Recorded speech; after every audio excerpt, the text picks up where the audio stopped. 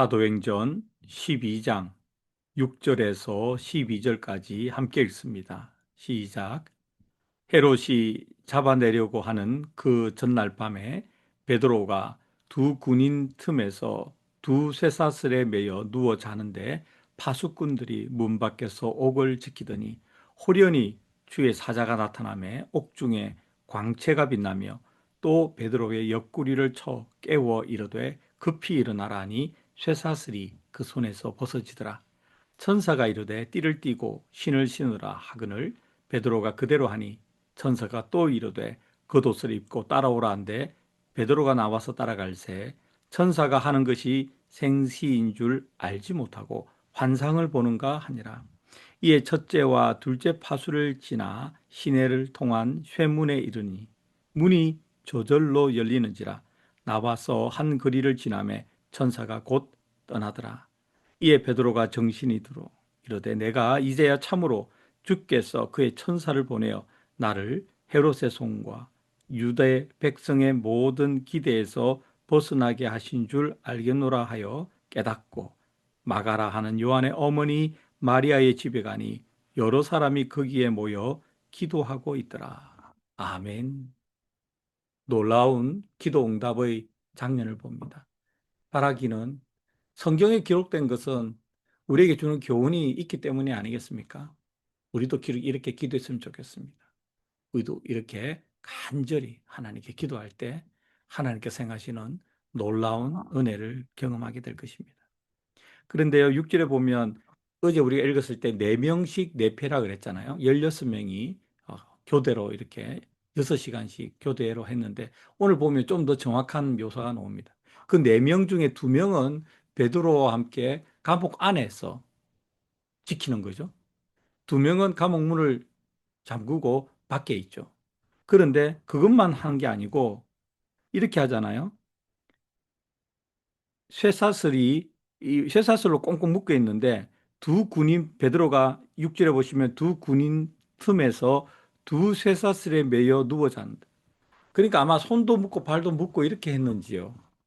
어떤 식으로든 결박을 매우 단단하게 한 거죠. 단단하게 하고 바로 옆에 군인 둘이 같이 있는 거죠.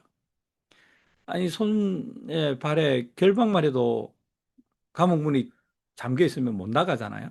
근데 그것으로 만족 못 하는 거죠. 불안한 거죠. 그러니까 더 철저하게 지키라. 감옥에 군인 2사람을 넣어버리고 문을 잠그고 또 그 감옥 밖에 또 파수꾼을 세웠습니다. 완전한 에워싸임이죠. 어제 우리가 기도했잖아요. 완전한 에워싸임. 완전히 붙잡힌 거죠. 근데 하나님은 그런 거 없습니다, 여러분. 그런데 영향을 받지 않습니다. 여러분과 제가 믿고 신뢰하는 하나님은 그런 것 아무것도 아닌 것으로 여기시는 하나님입니다. 당연하지 않습니까? 천지를 창조하신 하나님인데 사람이 쇠사슬을 묶고 몇 사람 지키는 게 문제가 되겠습니까? 그런데 우리는 그렇게 생각하지 않을 때가 참 많죠. 여러분이나 저나 더 믿음이 필요합니다. 우리는 사람이 한 사람만 애워싸도, 2사람이 애워싸도, 서너 사람이 애워싸고 환경이 하나가 닫히고 2개가 닫히고 서너 개가 닫히고 이러면 우리는 그냥 난리 납니다. 힘들다고. 그러지 맙시다. 그러지 맙시다. 베드로는 잤다고 돼 있는데 이것도 참 신기한 장면, 신기하다고 해야 되나요? 참 묘한 장면 아닙니까? 그 다음날 죽는데, 끌려 나가면 죽는데, 잠을 자다니요. 잠을 자다니요. 여러분, 잡시다. 하나님께 다 맡기고, 근심, 걱정 다 내려놓고, 잡시다. 하나님, 신뢰합니다. 자겠습니다. 이런 믿음 있으면 좋겠습니다. 요즘에 예수님께서 하신 말씀 계속 떠오릅니다. 너희에게 이 겨자씨 하나만 같은 믿음이 있으면 산을 움직인다 그랬잖아요. 이 산을 옮겨 저 바다에 빠지라고 하면 그대로 된다고 하는데 하나님 저에게 겨자씨만한 믿음을 주시옵소서. 하지만 겨자씨만한 작은 것이라도 진짜 믿음이 필요한 거죠. 산을 움직이는 것은 진짜 믿음이 하는 일 아닙니까? 베드로는 그렇게 그 믿음을 가졌습니다. 그리고 잤습니다. 천사가 와서 깨웠습니다. 데리고 나갑니다. 그 사이에 일어난 사슬이 풀리고 문이 열리고 이런 거 다 하나님께는 아무것도 아니죠. 사람은 못하고 사람에게는 어려워도. 그런데 12절 너무 감동적이지 않습니까? 우리 12절 함께 읽습니다. 시작. 깨닫고 마가라 하는 요한의 어머니 마리아의 집에 가니 여러 사람이 거기에 모여 기도하고 있더라. 기도하고 있었습니다. 기도하고 있었습니다. 기도하고 있었고 사람들은 베드로는 그 사이에 풀려났고 멋지죠? 정말 멋집니다. 이런 거 제가 어떤 일을 놓고 기도하고 있을 때 그 문제는 풀리는 것이죠. 우리는 여전히 기도하고 있지만 이미 하나님께서는 그 문제를 푸신 것이죠. 아멘. 우리가 개인적으로도 그렇게 골방의 기도, 여러분만의 골방, 조용한 공간에서 계속 기도할 때 문제는 이미 풀리는 거죠. 문제는 이미 풀리고 없습니다. 우리는 계속 기도하는 것이죠. 두세 사람이 모여서 기도하고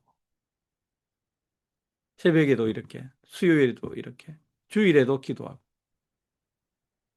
개인적으로도 기도하고 공동체로도 기도하는 우리 교회 모든 식구들과 또 우리 교회가 되었으면 좋겠습니다.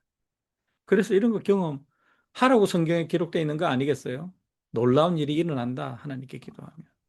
뭐 다른 의미도 있겠지만. 근데 이런 게 재현되지 않으면 우리에게 무슨 의미가 있습니까? 그렇잖아요. 반복 재현 가능할 때 그 일이 우리에게 의미가 있는 것 아니겠습니까? 중요한 것은 겨자씨 하나 같이 작다 하더라도 진짜 믿음이 있어야 된다는 거죠. 진짜 믿음. 두 마음을 품지 않는 것. 두 마음을 품은 자 정함이 없는 마음이다. 바람에 일려 요동하는 바닷물결 같다. 여러분, 우리 진짜 믿음 하나님 주시옵소서. 의심하지 않는 믿음 주시옵소서. 이 믿음으로 기도할 때, 간절히 기도할 때 여호와 하나님께서 하시는 일이 이미 우리는 기도하고 있지만 이루어졌음을 믿습니다. 아멘. 기도의 능력 얼마나 대단합니까? 기도하며 하나님 앞에서 신중하게 코람데오 아시죠? 하나님 앞에서 경건하게 거룩하게 신실하게 성실하게 최선을 다해서 살아가는 오늘 하루 되기를 기도하며 시작합시다. 아멘. 기도하겠습니다. 하나님 아버지, 기도의 능력 어떻게 나타나는지 오늘 우리가 보았습니다. 여전히 베드로가 풀려났음에도